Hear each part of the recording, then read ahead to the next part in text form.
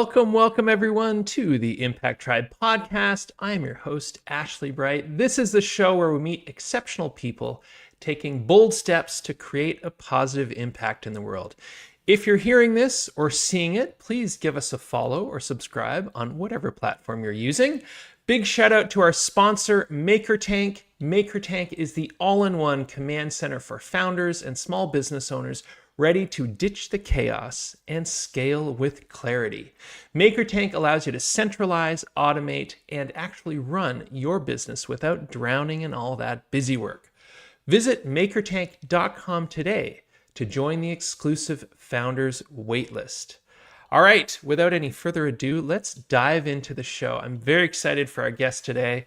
He's an employee benefits consultant who is helping mid-sized organizations rethink and enhance their benefit strategies.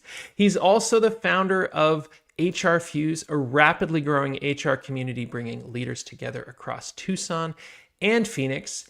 And he has a passion for creating connections and raising the bar on how organizations support their people. He is living proof that when you invest in community, everyone wins. And so with that, everyone, please put your hands together for my guest, Manny Loyden. Boom! There you are. Looking good. I see you coming from the car. Are you comfortable? Are you cool?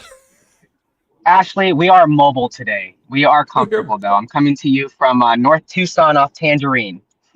Nice. And we're making it work for those just tuning in. We had some location challenges. Manny was sort of trying to find a spot. There was some music in the background and all sorts of other things. But you know what? You're not supposed to tell people about that, Ashley. We make it work here. We make it work. No, I bring it up because Manny is an adaptable individual. He's making it work. And so I think this might be the first show from a car. So there you go, Manny. You're setting precedent here.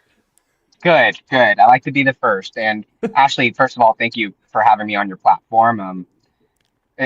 I was so happy to have met you the way we did, and I know we'll get into it, but it's so wonderful to see everything that you're doing. And you talk about the impact I'm making, but I mean, look at yourself and the impact you're making with doing things like this. I just appreciate you for having me. Thank you so much. I appreciate that. And yes, our origin story, it was pretty, we were talking before we got on here about Frank and the Tucson Thrive community, and that was where we met. That very first call, I remember mentioning what I did, and you said, we got to talk. And I think it was about 72 hours later, I was chatting with Holly, and then I was signed up with Disrupt HR, and the rest is history. So that was a wonderful memory for me, and you've been just a great community builder and smiling face at all these different events I've been at.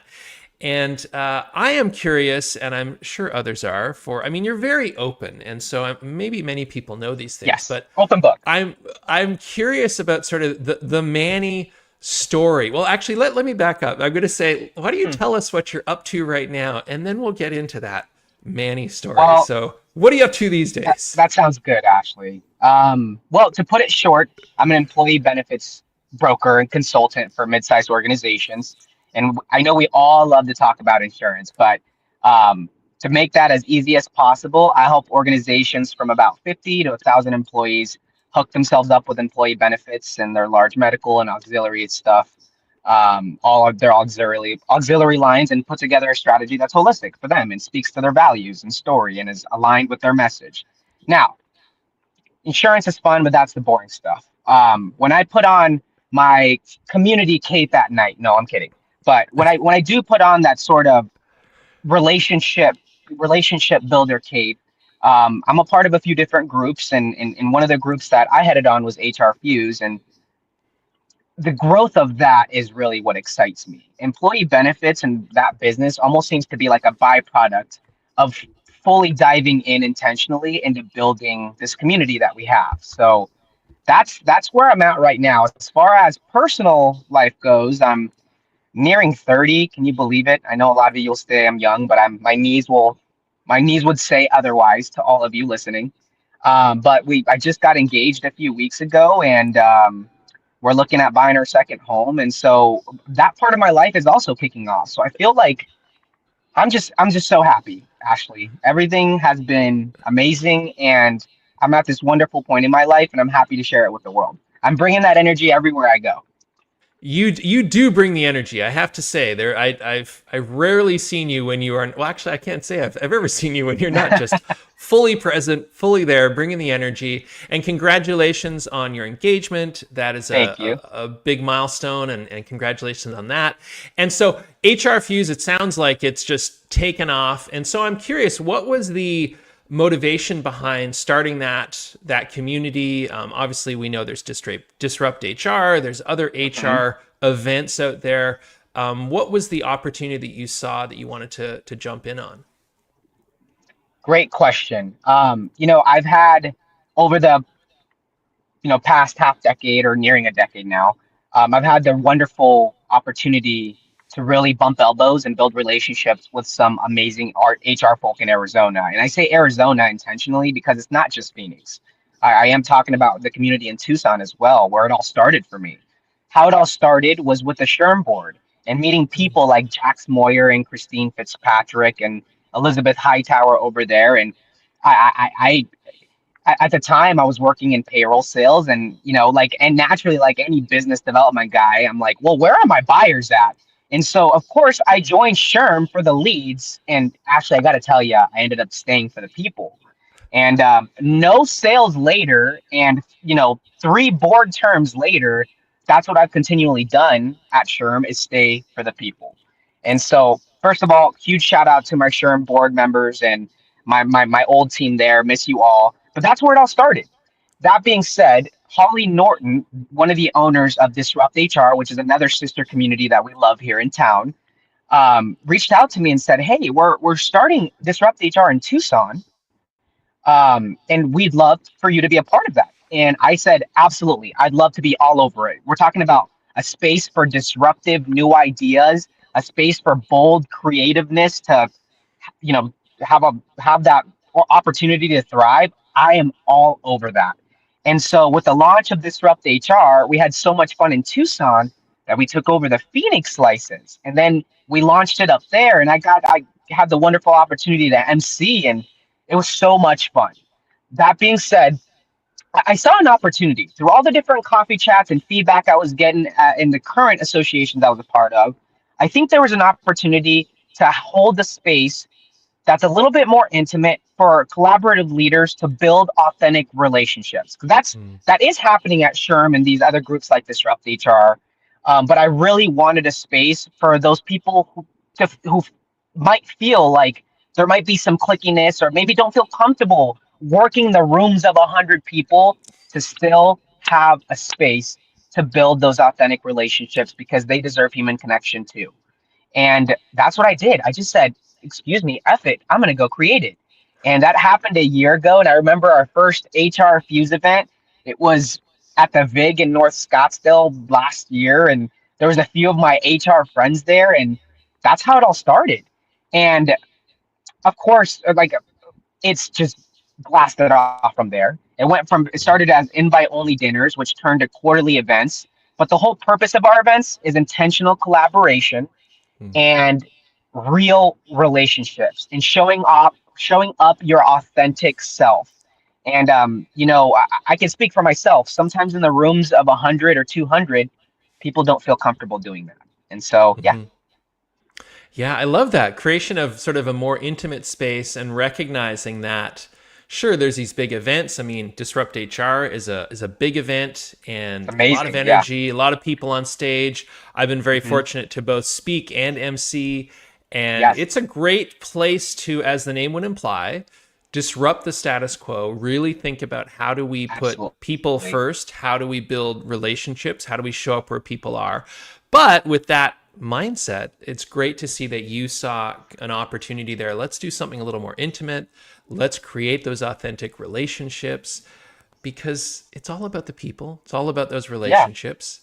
And you never know the ROI. You never know the ROI of really forming that human connection. And I don't know about you, Ashley, but I'm so done and tired of this speed dating that exists in networking, where you trade business cards, tell a little joke, make each other laugh, and then never talk again. Like, what the heck is that? And there's so no, I wanted this space to be different.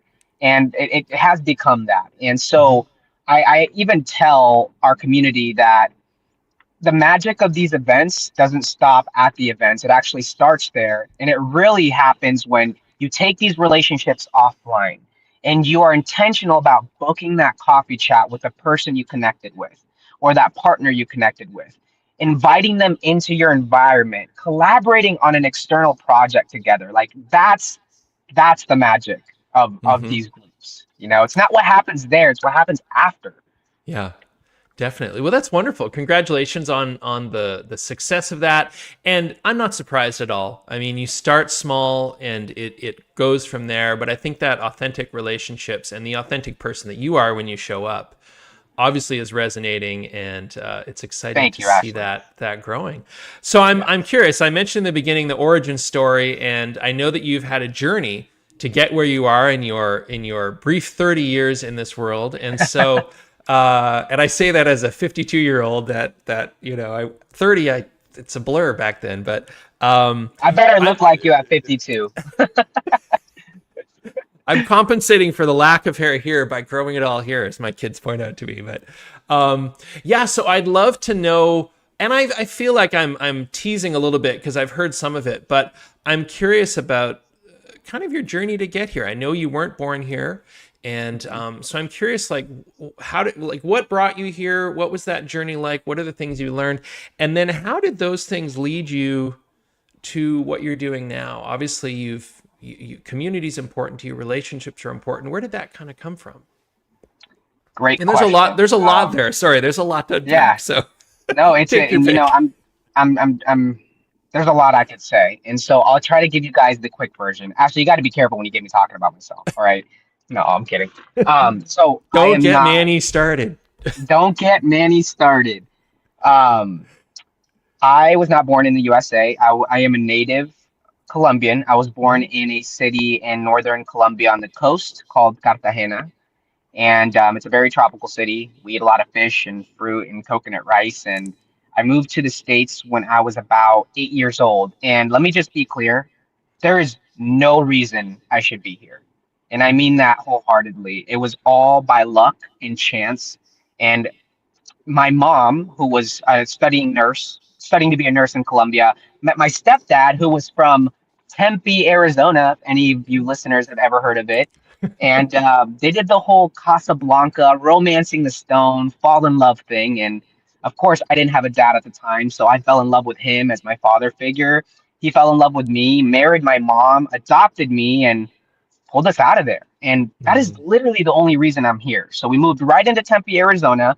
I didn't speak a lick of English, fully immersed right into second and third grade, and I kind of just had to figure it out.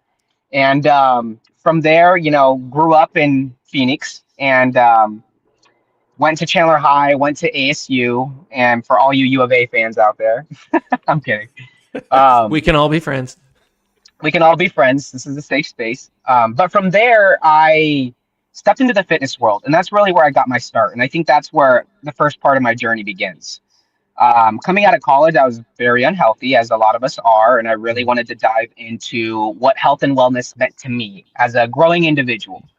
And so I started working at locally at gyms and ended up becoming a leader for these local gyms in Phoenix called EOS Fitness, if you guys have ever heard of them, where I Mhm. was a general manager for quite a while in my early 20s. And I grew up there. I had 100 employees on my payroll at one time, got to open new clubs, was looking at multi-unit management positions, and it was a lot to handle at 22. But that's where my Mhm. love of health and wellness started, which moved to a fitness marketing company where we were doing marketing for gyms, which moved to fitness education where I was selling certifications to personal trainers and nutritionists, which surprisingly enough, I stepped out of health and fitness. And this is where the second part of my journey, my HR journey started, and Mhm. went to go work for ADP, which was a complete change of pace. But I loved my time there and I learned so much. And that's where I began building a lot of the relationships I have with executives and business owners around town is through my time at ADP. Mhm. I decided while I was at ADP that although I love technology, my passion for health and wellness outweighs that. And so it was a natural progression for me to get my employee benefits license and step into this world where I get to have both. I get to have my cake and eat it too. I get to continue the relationships with the execs, business owners, and HR leaders that I love, while still advocating for health and wellness in this world and still advocating for holistic nutrition and all the things that I believe people in my position are doing wrong. Absolutely. I mean, it sounds like this journey, you learned about sort of the physical component, the wellness, the body, the health, and then now we're getting into the emotional component as it relates to human interaction and those relationships we're building. What a crazy idea that we should have this sort of human-based approach to something that has HR, human, right in the title there. Nuts. Absolutely nuts. It's nuts. I love when you said it earlier. You said, I came, this about the groups, you were like, I came for the leads, I stayed for the people. I think that's like such an encapsulation of sort of the shift that needs to happen. Because you talked about this sort of this speed dating and this idea of like, we just fire a bunch of, I don't know, business cards. Maybe it's not business cards anymore, but it's very transactional. Yeah, QR cards. It's very transactional. And I love that you are flipping that around, and not just flipping that around for yourself and the career, but you are creating spaces to allow others to see the opportunity there and the value there. Yeah. Very cool. Yeah, and so I'm curious. So it's a win-win, and it seems like a no-brainer for me that this would be what you're doing and how you're having impact. But I'm curious, do you run into obstacles when you're working with the different organizations? How are you sort of dealing with that status quo that may exist in some of these organizations?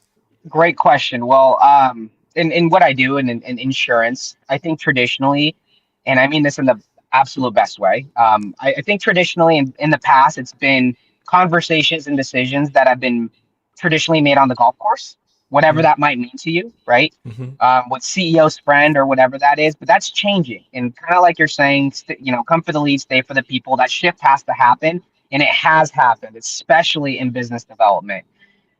No one wants a car salesman. People want humanity and intentional people to do business with. And I mean, you hear it all the time. People want to do business with who they love and enjoy and want to be around and trust. And so I think that decision-making power has transitioned in organizations and is currently transitioning to something I like to call strategic HR, which a lot of you listeners know what that is, where HR is now being seen, instead of as compliance police, real strategic leaders who offer, executive insight and who have a seat at the table and are able to position themselves as thought leaders within an organization. Because that change is happening, it's made the level at which my industry has to show up. We've all had to rise. And so that's what I love about it. Those decisions are no longer being made on the golf course, and people are having to show up as real humans, do the work, being proactive and offering that real service and support. And so I guess if I were to sum it all up in one word, it'd be proactivity. That's what's winning business and what I do nowadays. Are you hearing a bunch of things from everywhere else and wondering, why haven't I heard about that? And then going to your current broker or partner, whoever it is that you work with, and then saying, hey, why haven't I heard about this before? That's the biggest opportunity for me. And unfortunately, the bar for what we do is so low that it takes an honest, hardworking human being who just wants to do good to do amazing in this market. Yeah. I love that. I mean, it's unfortunate that, as you said, the bar is so low. So low. But it's such an opportunity. And I see this across the board, whether we're talking about HR, whether we're talking about entrepreneurship, whether we're talking about finance, like every facet of our community, our business world, the way we operate is changing. And I know for some that's scary, and they see that as a threat to sort of their positions of authority or power. I, on the other hand, think that this is a tremendous opportunity. I see it all as very exciting. We're seeing people now that are, I saw this the other day. It was a Mike Rowe. Have you heard of him? He's the Dirty Jobs guy. Have you heard of him? Yes. And he was complaining, not surprisingly, on Fox News about the fact that the younger generation doesn't want to work. Yeah. And I think it was Tamika, our mutual friend, who raised the point that she's like, that's not the case. They've Hmm. just seen the shortcomings of the way work is done for their parents, and they're not going to do it. And Yeah. Yeah. they're passionate, they're hardworking, they just want to do it differently. And so I love that you and others are out there stepping up and saying like, hey, this isn't a burden, this is an opportunity for us to really create something powerful for people. Yeah. And if there's an opportunity to show up and promote humanity and building intentional relationships and just being honest and hardworking, like I will show up I would show up to that every single day. Mm-hmm. Um, that's that's what I'm pushing. Yeah. Wow. I love it. And so, as though you don't have enough going on, I know that you're involved with some community based and charity Yes, organizations. So I'm yes, curious yes. to learn a little bit more about that and what you're up to on those Whew. fronts. Okay. Well, thank you Switch for asking. And HR hat. Now we yeah, community builder. and you know what? They go right in line because it all centers around advocacy and showing up for the community, showing up for others where you can, because you Mm-hmm. have the opportunity and you have the time and you have the ability to. So with HR Fuse, that's one hat I wear. The employee benefits broker hat is another I wear. The third I'd like to think I wear is community advocacy. And it's really important to me to fill that cup for my own selfish reasons and unselfish reasons, of course. But the organization that I'm a part of that I'm excited to talk to you a little bit about today is something called the Homeless ID Project. And the Homeless ID Project is exactly what it sounds, getting identification and birth certificates and essential documentation for the homeless population to advocate for their own homelessness and to have access to tools and resources to get off the street. It's plain and simple. And this is my little part of battling homelessness, Ashley.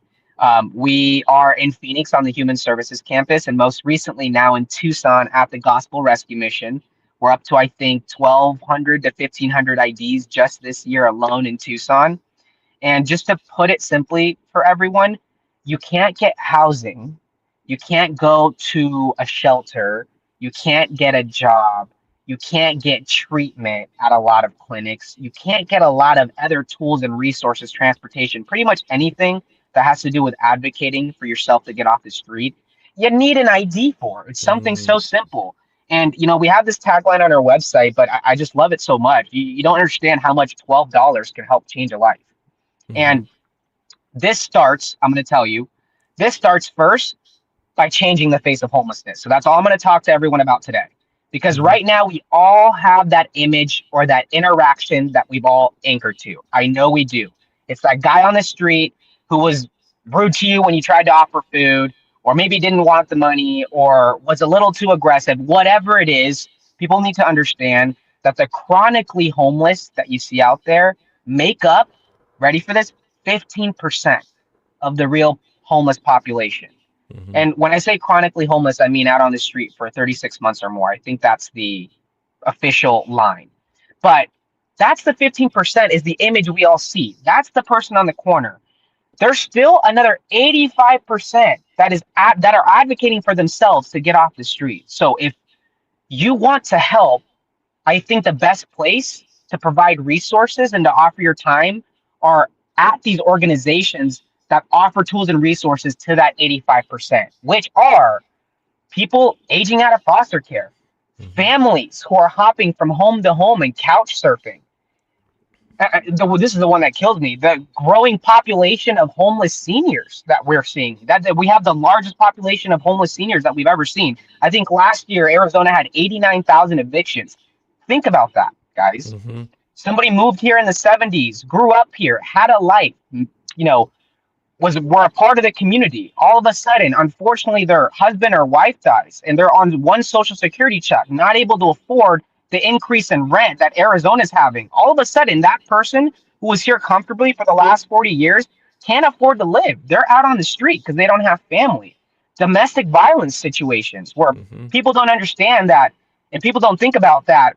People who are not great might hold identification because they know that person, that husband, that wife either won't come or either has to come home or they won't be able to get into a shelter, or they'll end up on the street because they don't have ID.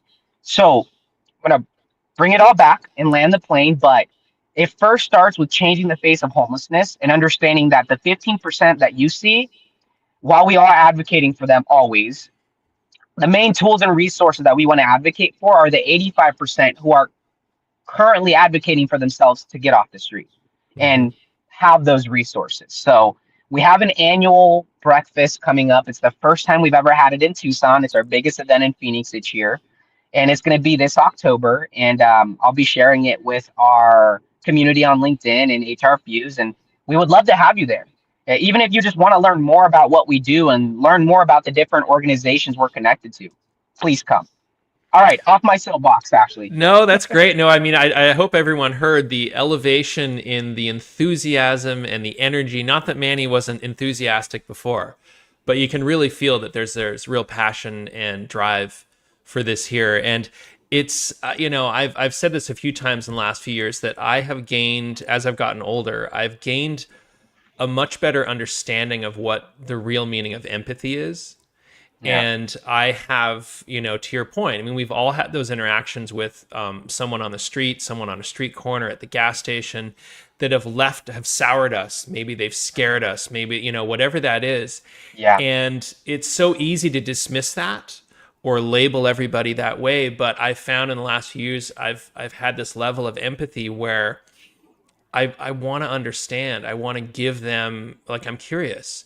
Because that's the other thing I think, especially with people that are unhoused, that we label them as though, well, this is all their fault. They made a mistake, mhm, et cetera, et cetera. And the idea that anybody wants to be in this situation is, if you think about it really logically, is absurd.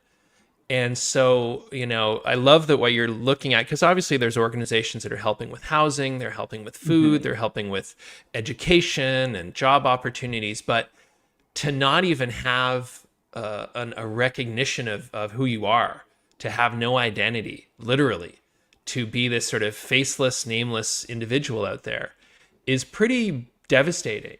And I think Yeah, probably for many of us, myself included, like the idea that someone doesn't have that, as well as all the other things, sure. is kind of huge. And so, Manny, thank Yeah. you for what you and others at your organization are doing. Is there, for those that are interested in learning more or want to support what you're up to, how can they do that, or how can they find out more? Great question. So if you're in Phoenix, it would be coming down to our human services campus.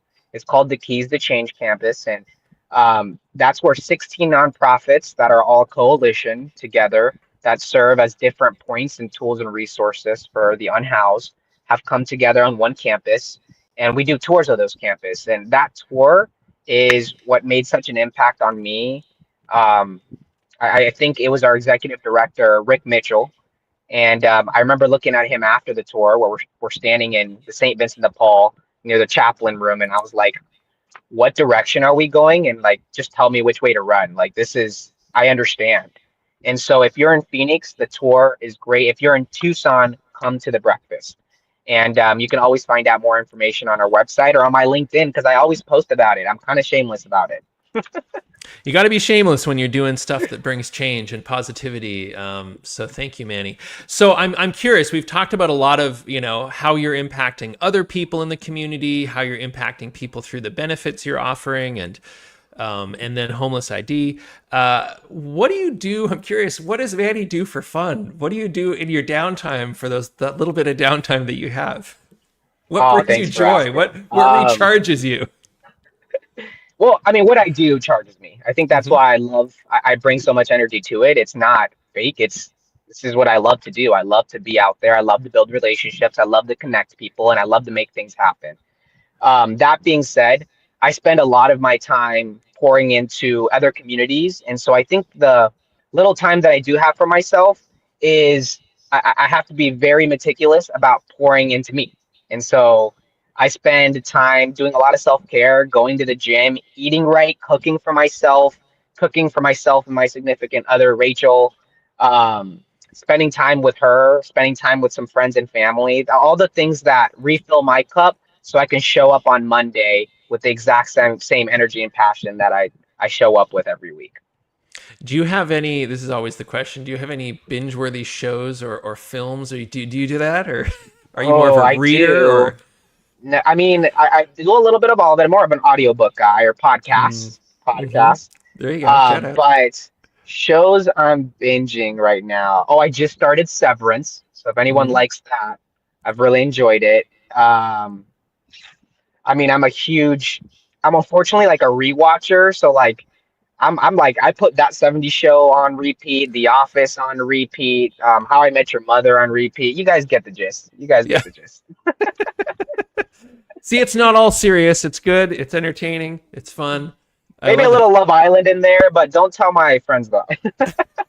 All right, you heard it here first. Manny is all about Love Island. He's 24/7 Love Island. He's on the sites. That's uh, great. That's great. So, I'm curious. So, you're obviously having a lot of impact. Is there? I ask this question often, but it's like, how do you wish to be remembered? In your oh, life, what do you want people to take Ashley, away? Yeah, it's a big one. you gotta give me a warning before you ask this kind of stuff. Oh, okay. This is a To- great question, and I say it's great because you're gonna make me think on the spot. there you go. How do I want to be remembered?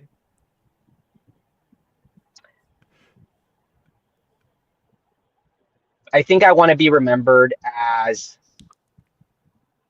the person who shows up consistently no matter what, and the Mm, person you can always count on, the person you can always, and whatever that means to you. So whether that's phoning a friend or calling me in a time of need or saying I need help with this idea, like those are the things I think I love doing. And being remembered for connecting people and hmm. providing them extreme amounts of value and being a real human being. That's what I want to be remembered for. Like having empathy and caring. Yeah. Hmm. I don't think anything's super special. I think that's the word, caring. I want to be remembered for caring. Hmm. That's a hell of a good legacy, I Yeah. think. To I be remembered agree. I agree. for caring, bringing people together, being an authentic individual. I was on a call yesterday and someone said, fearlessly consistent. Or no, Oh, fearless consistency. That was it. yeah, And yeah, I just thought of that when you said consistency. And I love the idea of adding the fearless on there. There's an aspect yeah, of like courage, and we're going to go out there and do stuff. So yeah, yeah. um, Absolutely. that I is like that too. amazing. That is amazing. We are a little bit over time, but thankfully Oh, wow. Manny was able to stay with us. But thank you, my friend. I've loved Yeah. this. I mean, Time we flies when it you're having fun. does. It does. And that was, I mean, a little snippet, I think, of the Manny world, and more to come for sure. And for anyone out there who has not met Manny, has not connected with Manny, please do that. You will be all the better for it, and you will be recharged just from those interactions. And if you are interested in learning more about the various organizations that Manny mentioned, there'll be links to him on in the comments and other things so you can find him. But Manny, I just want to thank you so much for being who you are and continuing to show up with fearless consistency, I like and it. and all the work that you're doing. So thank you so much. Of course, Ashley. I know why God gave you that name. You're always bright, my man. So thank you. Thank you for being you and having this platform for community members to come in and share their story. Awesome. Well, my pleasure. Thank you again, and I'll let you go so you can turn on the air conditioning and, and not be sweltering. How many sweat drops do you see? No, I'm kidding. It's on. Don't worry. Okay, good, good. I want you to be comfortable. All right, my friend. Yeah. Well, have a safe rest of the day, and we'll talk to you soon. Sounds good. Thanks, Ashley. Bye, everyone. All right. Well, thank you everyone for joining us. Big thank you to Manny and for all that he's doing. Appreciate that. If you're interested in watching the replay, it'll be available on LinkedIn and YouTube, or you can listen to the show on your favorite podcast platform. And don't forget to follow, subscribe, or share this with your friends. And tune in for our next show on Thursday, September 25th, with my special guest, Travis Reed. Travis is a master craftsman, entrepreneur, and community builder. He's the owner of Mass Fabrication in Tucson. He brings 30 years of experience as a welder in the aerospace, military, and mining industries. But what really sets him apart and what brought him to my attention is his passion for the next generation. He recently founded a nonprofit trade school that offers free welding classes. And when he promoted it on TikTok, he had more than 400 people show up on that first day. I and my two sons were three of them, and it was crazy. I thought we were going to a celebrity event, a concert. I don't know what was going on, but there was lines out the door. So Travis is proof that experience and generosity can spark opportunity, and that welding isn't just about metal, it's about building futures. So don't miss that conversation September 25th. And before we go, big shout out to our sponsor, MakerTank. If you're interested in learning more, visit makertank.com for their exclusive founders waitlist. And until next time, everyone, thank you for creating a positive impact in your world. Together, we can make change happen. Have a good one, everyone.